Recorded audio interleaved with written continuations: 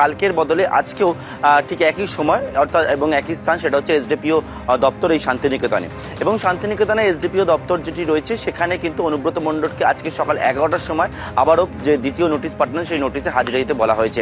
এখন কয়েকটা বিষয় দেখার, দেবস্মিতা দেখো, সেটা হচ্ছে যে অনুব্রত মণ্ডল গতকালকে তলব করা হলেও তিনি কিন্তু তলব এড়ালেন। তার বদলে তিনি 4 ঘন্টা একেবারে দেখলাম যে বিকেল 3:20 থেকে 7:30 পর্যন্ত তিনি থাকলেন যে বোলপুরে দলীয় যে কার্যালয় তৃণমূল কংগ্রেসের পার্টি অফিস, সেই পার্টি অফিসে থাকলেন। দলীয় নেতৃত্বের সঙ্গে যারা কোর কমিটির সদস্য, তাদের সেরকম কোর কমিটির কয়েকজন সদস্যের সঙ্গে তিনি বৈঠক করলেন, সেখানে থাকলেন প্রায় 4 ঘন্টা। সেখানে থাকার পরবর্তীকালে তিনি সেখান থেকে বাড়ি চলে গেলেন। কিন্তু বাড়ি থেকে 2 কিলোমিটার দূরত্বে হচ্ছে এসডিপিও দপ্তর, সেখানে তিনি গেলেন না। বাড়ি থেকে 500 মিটার দূরে একেবারে যে তার তৃণমূলের দলীয় কার্যালয়, সেখানে তিনি গেলেন। আর অনুব্রত মণ্ডল পুলিশের যে হাজিরার জন্য যে নোটিশ, সেই নোটিশকে একেবারে সেটা কিন্তু তিনি শুনলেন না, সেটা গেলেন না। তিনি শরীর অসুস্থতা বললেন, কিন্তু দেখলাম যে বিকেলবেলা তিনি কিন্তু পার্টি অফিসে এসেছেন, সে বিষয়ে অনেকে ইতিমধ্যে প্রশ্ন তুলতে শুরু করেছে।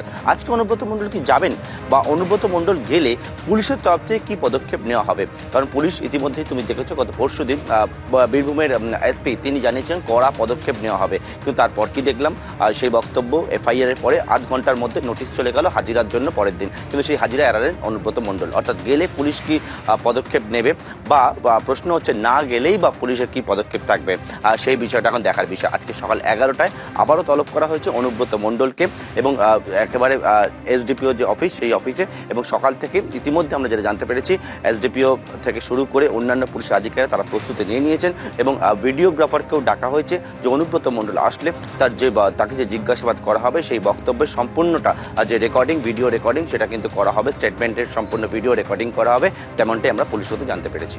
অনুব্রতর ক্ষমা চাওয়ার প্রশ্নটা আসছে কোথা থেকে? একটা ভুল করে কেউ একটা কিছু করলে অবশ্যই ক্ষমা হতে পারে, কিন্তু একের পর এক ঘটনা, পরের পর ঘটনা, এসডিপিওকে থ্রেট করা, 8 ঘন্টা নাকি একটা টাইম দেওয়া, পুলিশকে বোম মারো। আমি বলছি, আমি অনুব্রত পুলিশকে বোম মারো। তারপরেও পুলিশ মন্ত্রী যদি ডিজিকে সহ অনুব্রতকে নিয়ে ডায়াসে বসে থাকেন, তাহলে যা হবার সেটাই হচ্ছে। যেটা তৃণমূল কংগ্রেস, সেই কারণে অনুব্রত মণ্ডল আপত্তিকর কথা বলার সঙ্গে সঙ্গে পার্টি তাকে তার প্রতিবাদ করেছে, নিন্দা করেছে, ক্ষমা চাইবার নির্দেশ দিয়েছে, আরও কিছু আনুষঙ্গিক প্রসেস আছে। এবার বিজেপি বা সিপিএম বা অমুক বা অন্য কোনো দল এই ধরনের বহু ঘটনা ঘটে বসে আছে, বহু খারাপ খারাপ কথা প্রকাশ্যে বলা হয়েছে, বহু খারাপ আচরণ আছে, বহু খারাপ ঘটনা ঘটানো হয়েছে, তারা তো ব্যবস্থাই নেন না, তারা তো জাস্টিফাই করেন। আর তৃণমূল তো সঙ্গে সঙ্গে যত বড় নেতা হোক ব্যবস্থা নেয়।